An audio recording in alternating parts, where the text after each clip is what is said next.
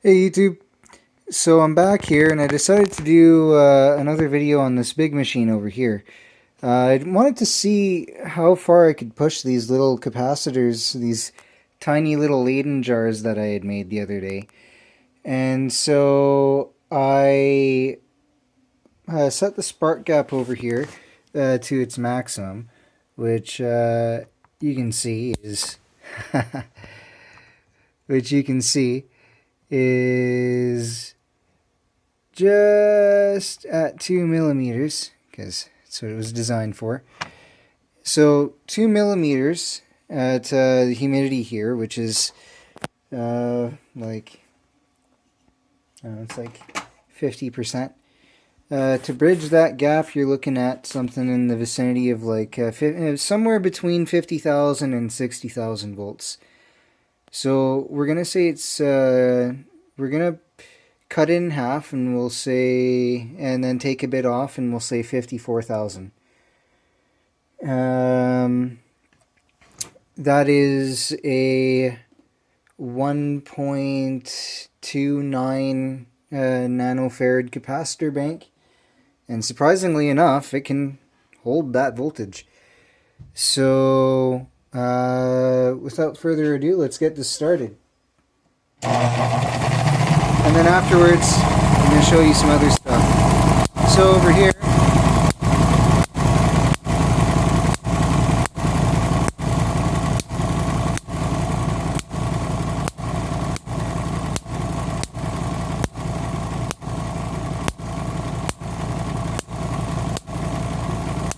there we go. Now, while it's discharging over here, you can see the balance of current shifting. So, as the voltage inside the capacitors builds, that then provides resistance to current flowing out from here. And as it does so, current shifts to the neutralizer over there. Now, when that happens, you can see when it's stopping over here, what happens is it forms a little bridge. Now anyway, so current now moves up to this other location over here. So you can kind of gauge over here, there's quite a bit of voltage left. It could charge to a much higher voltage than this. But the fact that the current is starting to move over means that this is probably a pretty good gauge of the current production. A little bit. So I'm going to take some slow-mo, then we'll count the frames on the slow-mo, and then, or actually I'll count the number of sparks on the slow-mo, and, well, frames or sparks, whichever one I decide to do. Then I'll come back and I'll show you the phenomenon I was talking about with the voltage moving from one to the other as you move things away or closer to or from. Alright.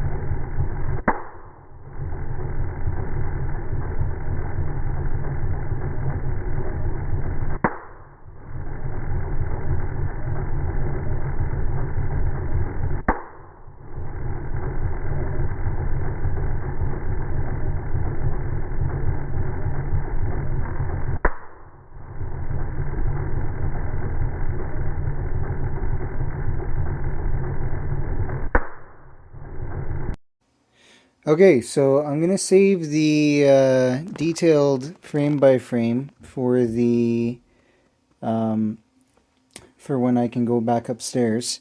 So I don't know what the numbers are right now, but I'll post them up in the video, probably somewhere up in that where vicinity.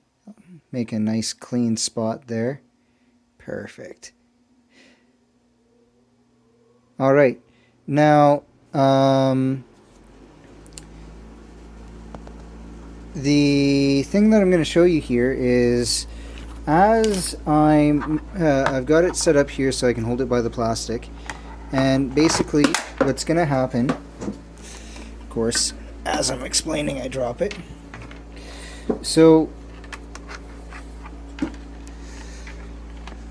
what's going to happen here is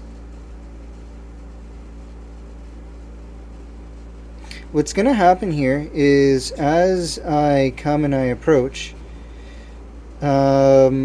essentially the current is going to preferentially want to go through one pathway or another pathway.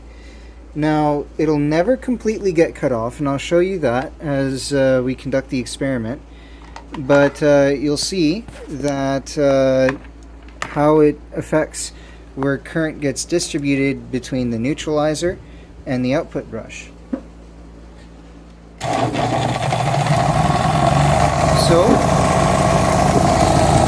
you just start it up here, and I've got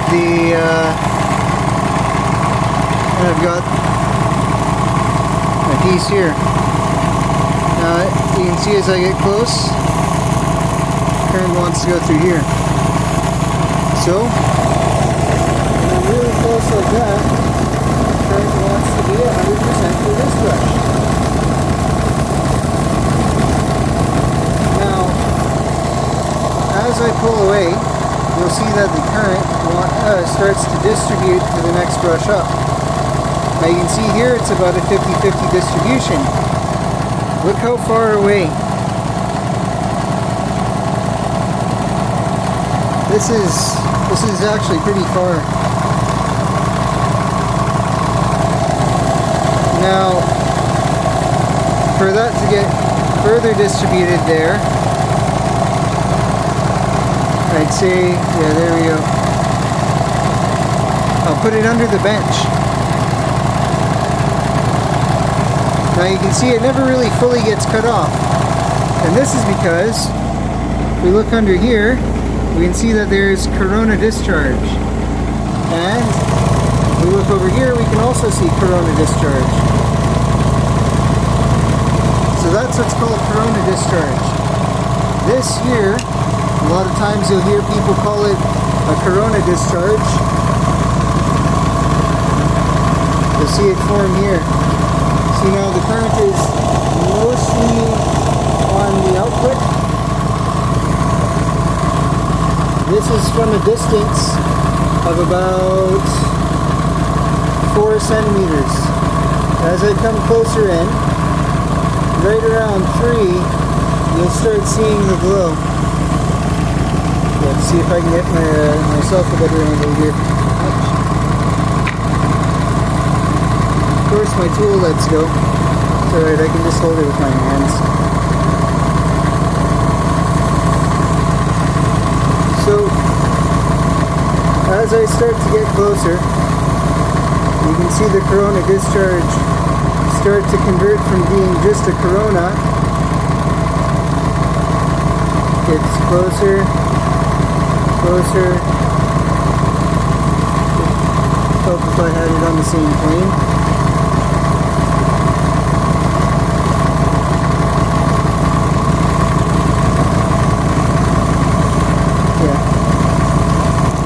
There we go. Now you can see the streamers. So this is called a streamer, or you can sometimes see this called a flare discharge. And there's your arc discharge.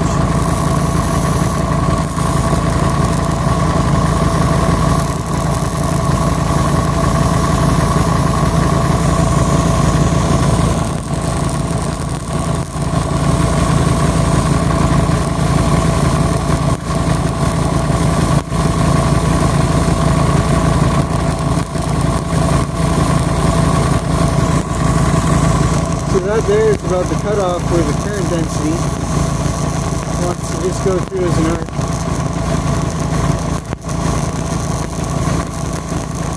That conversion point there, between where it jumps between arc and flare, is approximately the maximum voltage.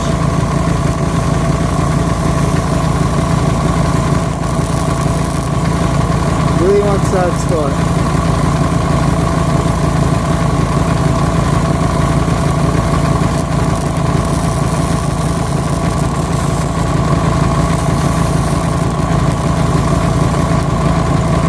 Now, show you something. So this is just a light bulb. Oh, this is the one that I burnt out. Okay, this is the one we want.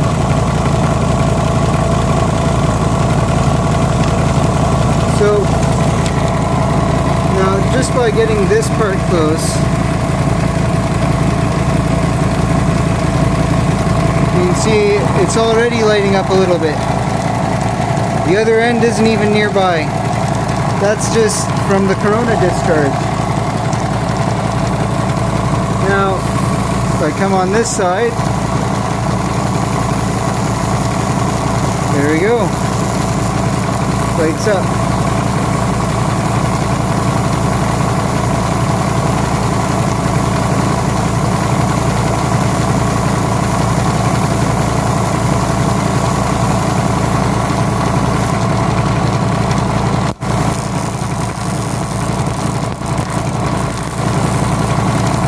Oh, well, I guess I better make the most of that. So this is because the voltage got so extreme that it punctured the light bulb. And so now atmospheric air is slowly leaking in. But it's because it's a very low voltage, or a very low pressure, it's glowing blue.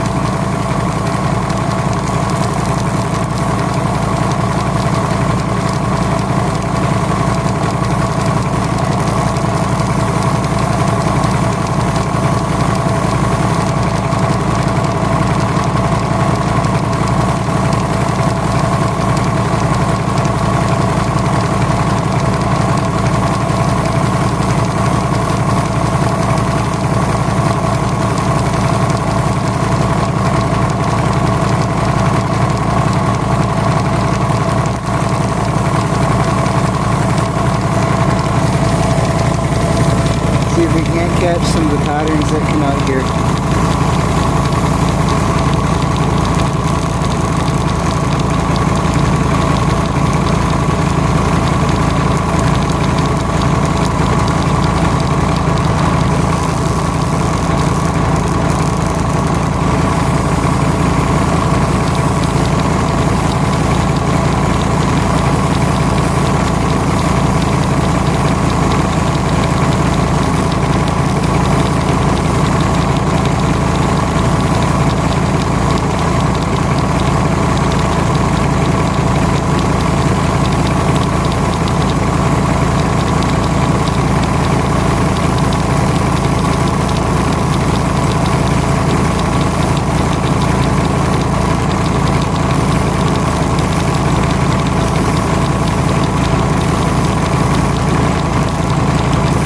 Alright, I think that's it for now, YouTube.